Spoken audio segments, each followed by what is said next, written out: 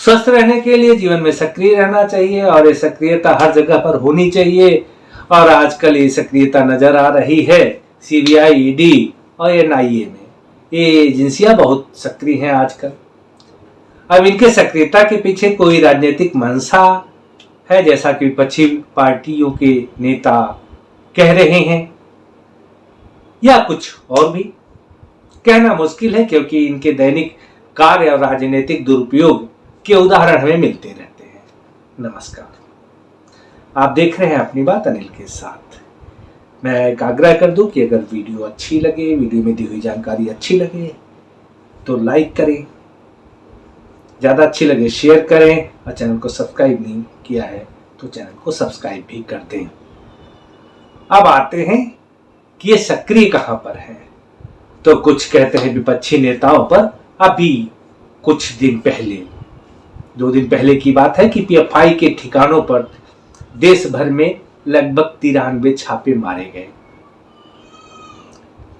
तो जब इतने छापे मारे जाने थे और पीएफआई पर, तो इसको बैन भी कर सकते थे।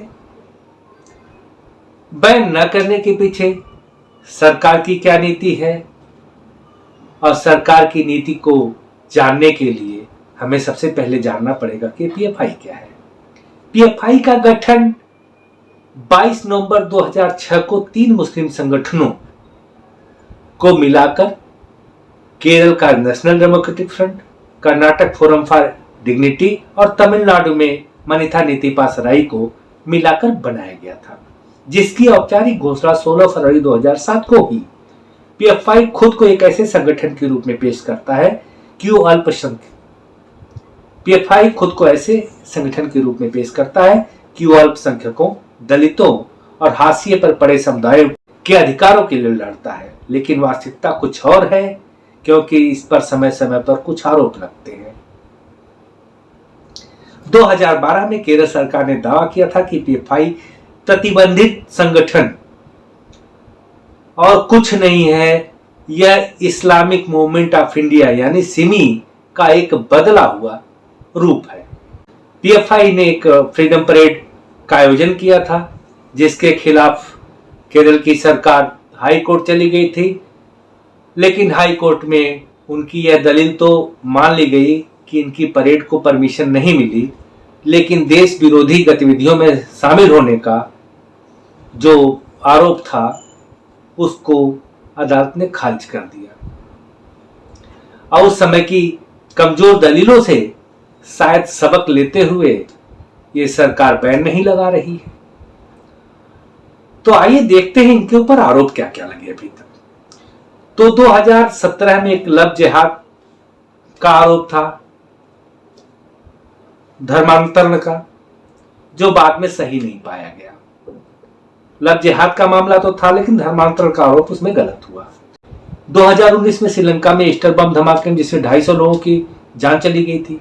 2019 में मंगलुरु हिंसा, जिसमें सीए एनआरसी के प्रदर्शनों में हिंसा भड़काने का आरोप था और 2 लोगों की मौत हो गई थी इसमें। 2020 दिल्ली के दंगों में भी पीएफआई के ऊपर इनको लॉजिस्टिक सपोर्ट देने का आरोप है।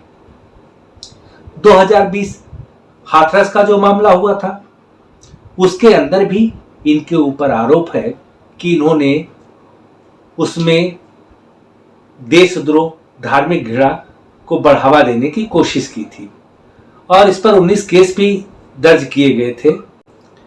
और एक पत्रकार है सिद्दीकी कप्पन, जिसकी पुष्टि मैं नहीं कर सकता, इनके ऊपर पीएफआई से संबंधों का आरोप भी लगा था।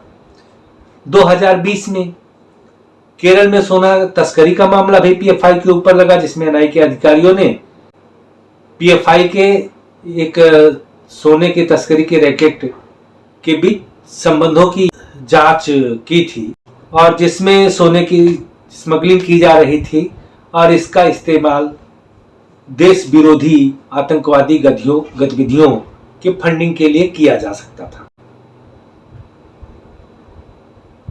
अब प्रश्न उठता है कि सरकार पीएफआई को बैन क्यों नहीं किया।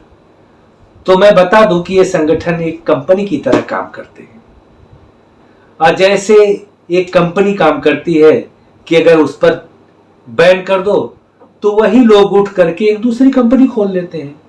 डायरेक्टर, मैनेजर, सीईओ सारे सब कुछ वही रहते हैं, बस एक नाम बदल जाता है और दूसरे घर में चले जाते हैं या किसी जगह पर एक कंपनी खोल लेते हैं। यानी चीजें वही रहती हैं, एक नाम मिटता है बस, धरातल पर मिटता कुछ भी नहीं है।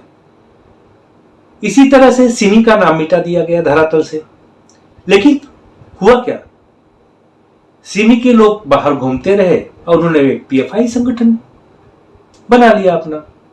तो इन संगठनों को बैन करने से कोई फायदा नहीं होता,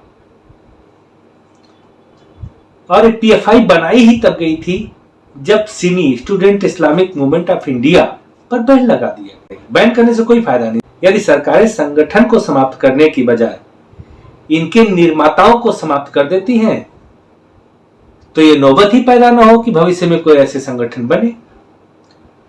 अब शायद सरकार की सोच भी यही होगी, और यही कारण है कि सरकार ने अभी तक पीएफआई पर बैन नहीं लगाया है, केवल जानकारी इकट्ठा करके और इन पर छापे पड़े हैं। अब अंदर से क्या निकल के आता है, अब बातें तो बहुत खतरनाक आ रही हैं जो मैं अगली वीडियो में चर्चा करूंगा। तो बैन न करने से इनको सबूत और जानकारी इनके बारे में जुटाने में आसानी होती है। तो ऐसा एक सोची समझी रणनीति के तहत किया हो गया होगा। अब मैं तो यही मानता हूं, और सरकार क्या मानती है और आप क्या मानते हैं ये आप खुद सोच सकते हैं। लेकिन मेरा यही है कि बैन करना अच्छा फैसला नहीं है, बल्कि इनको समाप्त कर देना। इसमें जो काम करते हैं, जो लोग कार्य करते हैं, उनकी समाप्ति आवश्यक है और किसी संगठन की समाप्ति की आवश्यकता नहीं है। जो भी देश के खिलाफ काम कर रहा हो उनको समाप्त किया जाना चाहिए। नाम मिटाने से व्यक्ति नहीं मिटता। अब मिलेंगे अगली वीडियो में।